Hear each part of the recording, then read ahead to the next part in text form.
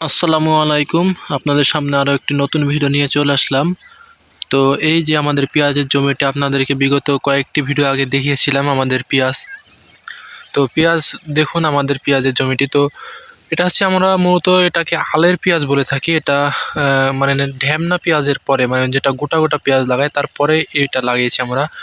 তো আপনারা গাছের অবস্থান দেখতে পাচ্ছেন, গাছ আজকে প্রায় 25 দিন বয়স হচ্ছে গাছের বয়স। তো গাছের বয়স 25 দিন, কিন্তু আমরা এখন পর্যন্ত কোনো কীটনাশক ব্যবহার করি নাই।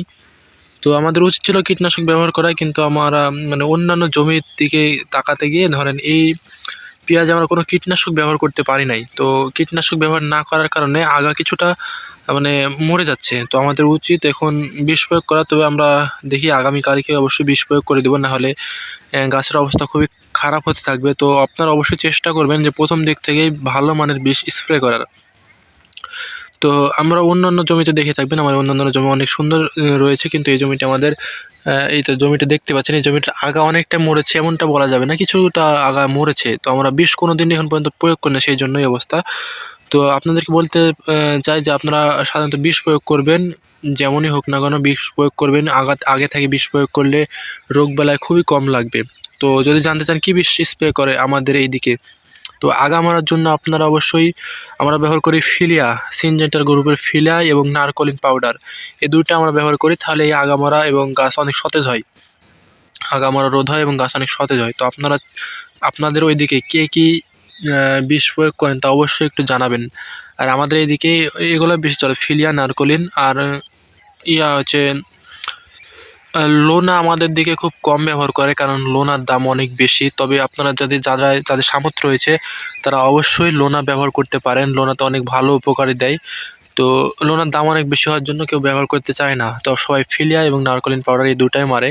তো এই দুটা মারলেও গাছ অনেক ভালো থাকবে। তো আপনারা আপনাদের ওইদিকে কী কী ব্যবহার করেন একটু জানাবেন, তাহলে আমাদের এইদিকেও কৃষকের একটু উপকৃত হবে, সবাই জানতে পারবে। আমাদের এইদিকে পেঁয়াজ খুব একটা মানে কম হয়। আপনার অন্যান্য দিক অনেক পেঁয়াজ হয়, কিন্তু আমাদের দিকে একটু কম হয় পেঁয়াজ। বিভিন্ন ধরনের ফসল হয়, যেমন আলু, আমাদের দিকে আলু প্রচুর পরিমাণে আলু হয়। সেই ক্ষেত্রে সেই তুলনায় আলুর তুলনায় পেঁয়াজ কম হয়, খুব একটা কম, মানে বলবো না যে একেবারে হয় না, তবে আলুর তুলনায় কম হয় পেঁয়াজ। তাও অন্য দিক জানেন যে রাজশাহী একটি হচ্ছে কৃষি প্রধান অঞ্চল। এই অঞ্চলে অনেক কৃষি ফসল রয়েছে, পেঁয়াজও অনেক হয়, তবে আলুর তুলনায় কম হয়। তো আপনারা ওইদিকে অনেকে দেখি যে ফরিদপুর নাকি ওইদিকে পেঁয়াজ লাগে অনেক পাতলা করে, আর আমাদের পেঁয়াজটা দেখুন কী পরিমাণে ঘন রয়েছে। এই যে কী পরিমাণে ঘন রয়েছে দেখুন পেঁয়াজগুলো। তো অনেক জায়গায় দেখি অনেক পাতলা করে লাগে, কিন্তু রাজশাহীর ফলন আপনারা জানেন সবথেকে বেশি হয়। তো এই যে রাজশাহীর লাগানোটা আপনারা দেখতে পাচ্ছেন। তো সবাই ভালো থাকবেন, সুস্থ থাকবেন, আমাদের চ্যানেলটি সাবস্ক্রাইব করে পাশে থাকবেন। আর কোনো তথ্য জানতে চাইলে অবশ্যই কমেন্ট করবেন। আল্লাহ হাফেজ।